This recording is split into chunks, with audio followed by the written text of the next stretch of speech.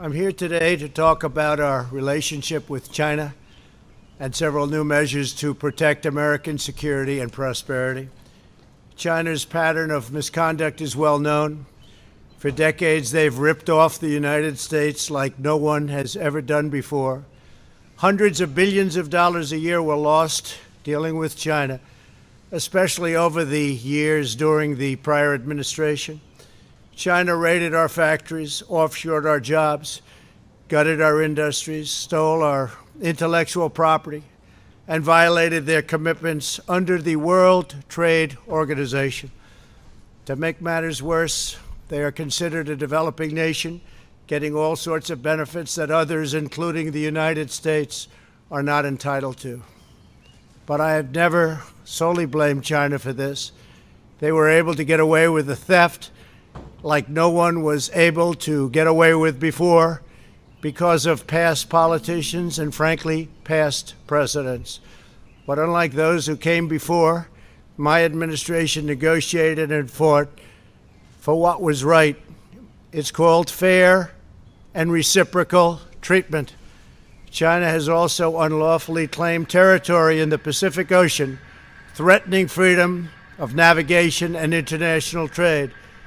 And they broke their word to the world on ensuring the autonomy of Hong Kong.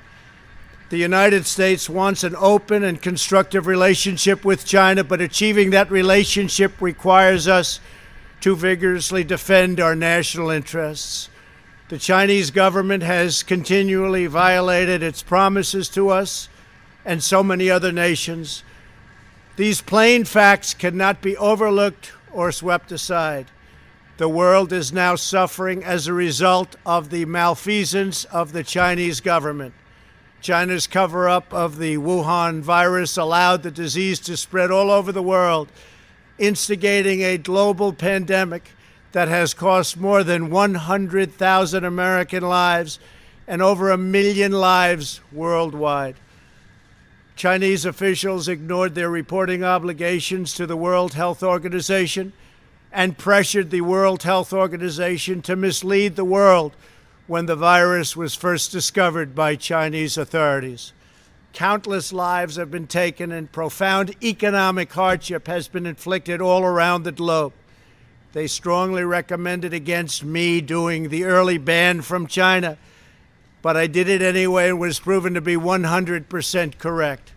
China has total control over the World Health Organization, despite only paying $40 million per year compared to what the United States has been paying, which is approximately $450 million a year.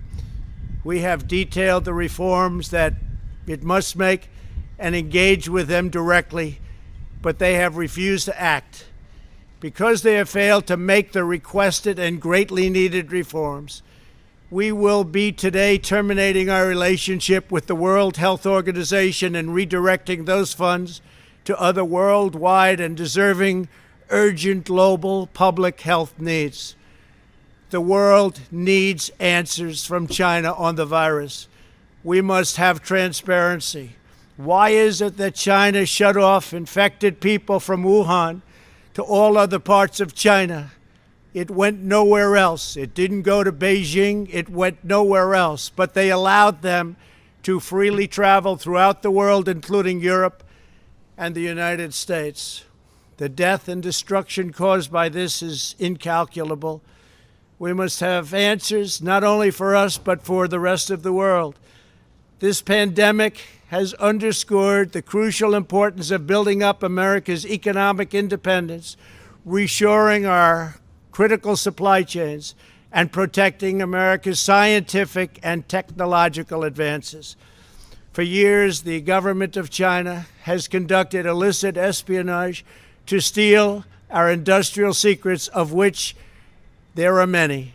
Today, I will issue a proclamation to better secure our nation's vital university research and to suspend the entry of certain foreign nationals from China who we have identified as potential security risks. I am also taking action to protect the integrity of America's financial system, by far the best in the world. I am instructing my Presidential Working Group on Financial Markets to study the differing practices of Chinese companies listed on the U.S. financial markets with the goal of protecting American investors. Investment firms should not be subjecting their clients to the hidden and undue risks associated with financing Chinese companies that do not play by the same rules. Americans are entitled to fairness and transparency. Several of the most significant actions we're taking pertain to deeply troubling situations unfolding in Hong Kong.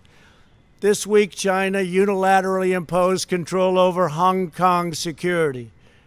This was a plain violation of Beijing's treaty obligations with the United Kingdom in the Declaration of 1984 and explicit provisions of Hong Kong's basic law.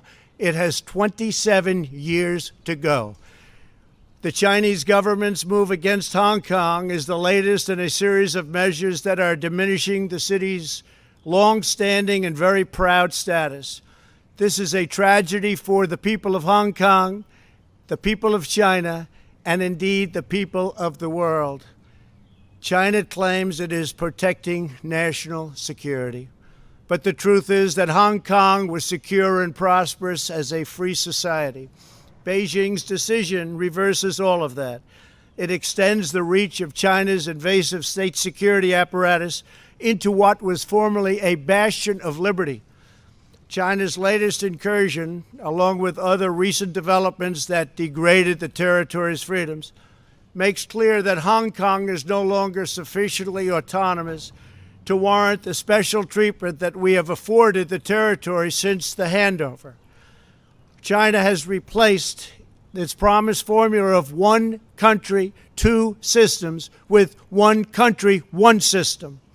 Therefore, I am directing my administration to begin the process of eliminating policy exemptions that give Hong Kong different and special treatment. My announcement today will affect the full range of agreements we have with Hong Kong, from our extradition treaty to our export controls on dual-use technologies and more, with few exceptions.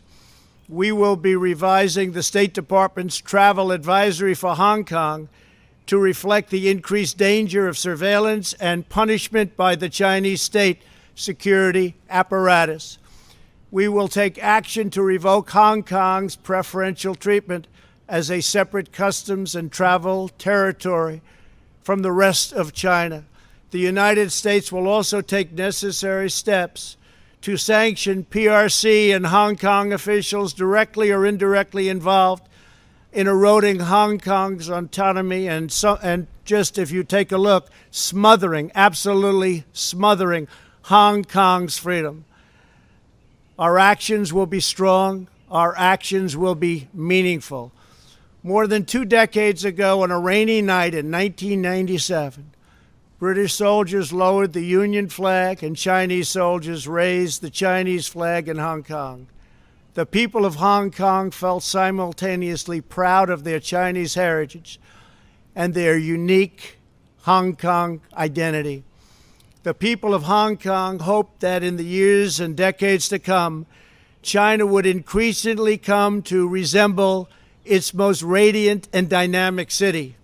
The rest of the world was electrified by a sense of optimism that Hong Kong was a glimpse into China's future, not that Hong Kong would grow into a reflection of China's past.